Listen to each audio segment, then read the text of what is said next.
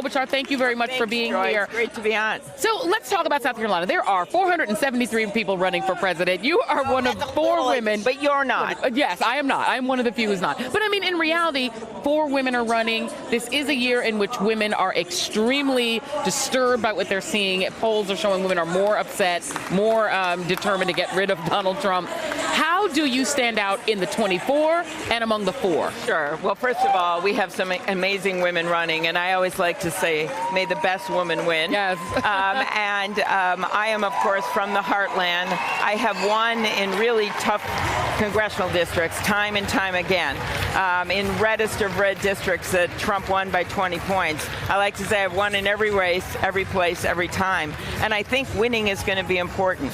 And being able to put a coalition together in the Midwest in places like Wisconsin and places like Iowa and Pennsylvania when you go further east, those states are going to be critical for winning in this election. So that's one thing that distinguishes me from many of my colleagues that are running, because I've run in a purple state.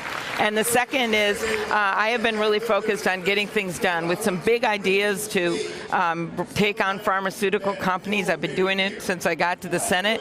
But also, I've got a record of, I think I passed 100 bills where I was the lead Democrat that were signed into law. Yeah. And I mean, the challenge, though, is that the map is placing those Midwest primaries in the middle of the schedule, right? Oh, so you have to, right. So that you have to. Yeah. The gauntlet is Iowa and New Hampshire. Obviously, here in South Carolina is very important, right? Because you have to keep raising money, and then you hit that mother load of primaries on Super Tuesday, including California and Texas. Includes Minnesota, but it does include Minnesota. Yeah. So what is your strategy to stay in this long enough to get to those Midwest primaries? Well, that's why I'm here. I mean, I think gone are the days you can just rely on one state. Yep. You have to go everywhere, and I've been everywhere. Yeah. And we have staff here now, and I think that this state is a state that I can do well in. And that's why I was emphasizing here bringing people together on the rural-urban divide, the work that I've done on the Judiciary Committee on criminal justice, on voting rights, which is so critical in the South. When I mentioned today what happened to Stacey Abrams in Georgia, 58,000 ballots withheld, voter registrations, because her opponent just decided he could do it. All that can be fixed with reauthorizing the Voting Rights Act and working on money in politics and passing my bill to register every kid when they turn 18. But even, President Amy Klobuchar takes the oath of office. Mitch McConnell, even if the Democrats take back the Senate, is still minority leader, and we saw what he did as minority leader during 8 years of President Obama and Joe Biden. You know, former Vice President Biden has made it sound as if there's some magic formula that he would have to be able to get Mitch McConnell to behave differently.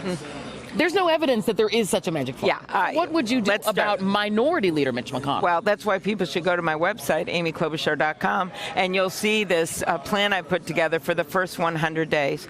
Over 100 of the things are things you can do no matter what Mitch McConnell does. Executive orders. Executive orders, rolling back some of the bad environmental orders that this president put in, signing us back into the climate change agreement, doing something actually about closing the boyfriend loophole, if that's not done yet, on our guns, and then making sure that we've got long-term legislative plans in place. So you can do a bunch of stuff in your first 100 days, and then you move on from there. Yeah. And I think the things I propose, mental health and addiction, infrastructure, those are things you can get bipartisan support. The big ticket item, immigration reform, I think they're just afraid of Donald Trump. Yeah. They're ready to move on that. Climate change, companies all over across the country know their bottom line's getting hurt by this. Home insurance going way up. So I think we can make a bipartisan case. But bottom line is you got to pick where you find your common ground. But I am not naive about this. Then you got to push them to the max when it comes to those things that you have to take to the people, including taking on the pharmaceutical companies. All right. Well, Senator Amy Klobuchar, I want to give Alex Witt back her show. Before I do give it back to Alex Witt, one last question